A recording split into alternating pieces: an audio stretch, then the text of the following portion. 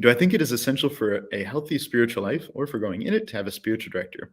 Um, the answer is yes. There was actually a heresy that was condemned, I believe it was in the 19th century, that was referred to as Americanism.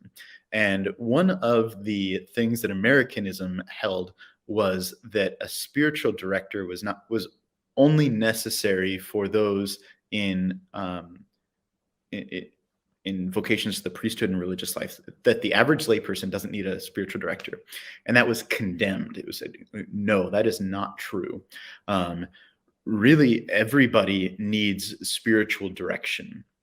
Whether or not you need formally a spiritual director that you meet with regularly, I don't know if I think that is necessary at all times. I think there are certain times in a person's life in which they do need a spiritual director.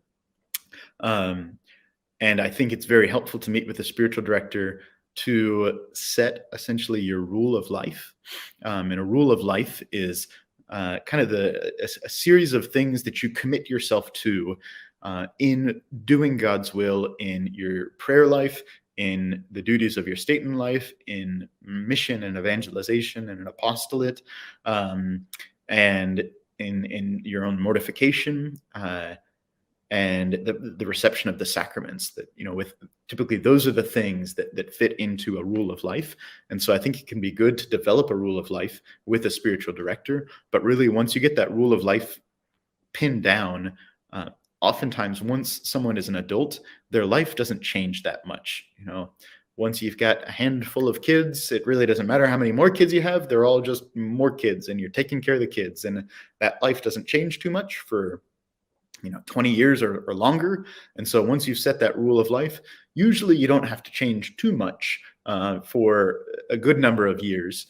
And you can just check in here and there, and you can bring to confession if you're failing in your rule of life, or you can just meet up with them and say, hey, Father, I think I might need to tweak my rule of life some. Can we meet and I'll just talk through what I'm thinking, and the priest or spiritual director can help you through that.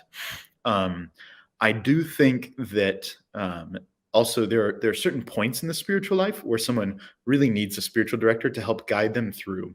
There are times when in the spiritual life there are a lot of confusing things happening, and there are many things that cause a kind of darkness of mind, so that we don't know where we're going, and we need someone else who understands the spiritual life and the development of the spiritual life to help us through those parts, because they can be very frightening, very confusing. And I'm not just talking about, great saints and things of the sort. These are some of the things that actually happen fairly early on in the spiritual life. And so making sure that we do have somebody that we can speak to somewhat regularly as we're going through these difficulties and changes in our spiritual life is really important. So to answer your question in a very short set of words, yes, I think it is necessary to have a spiritual director. I do not think that someone always, for their whole life, needs to meet regularly with that spiritual director, but that there is somebody who knows you well and who can guide you at the moments of change or the moments of difficulty within the spiritual life is very important.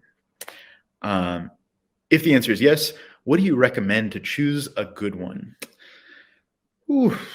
I think the advice of Saint Teresa of Avila is the best. That first off, you want to find a spiritual director who you see as experienced. So that means that they themselves have a well-developed prayer life, that they have really grown in the spiritual life, and they understand how all of that happens, not just theoretically, but also in experience.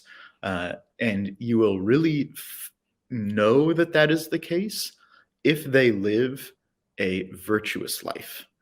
So there are some people that are very religious, but that are not very virtuous, in the sense that they're always in the church praying, but they're also gossiping all the time. Those people aren't holy. They're not advanced in the spiritual life. there are certain people also who may know a lot about the church. They can always be spouting off all of this information about what the Catholic Church teaches and all of these different things, but they don't really live that deep life of humility and of charity. Those people, they're great, but they aren't experienced in the spiritual life. What you want is someone who has a true humility and a very deep charity that never contradicts the teachings of the church or the moral teachings of Jesus Christ. And so that's really what you want to look for first and foremost. After that, then the best thing is someone who is educated specifically in the spiritual life, somebody who has read many of the spiritual masters, specifically St. Teresa of Avila, St. John of the Cross. I think St. John Cassian is also fairly important to read. He kind of compiled the Desert Fathers and recorded a whole bunch of their teachings in there.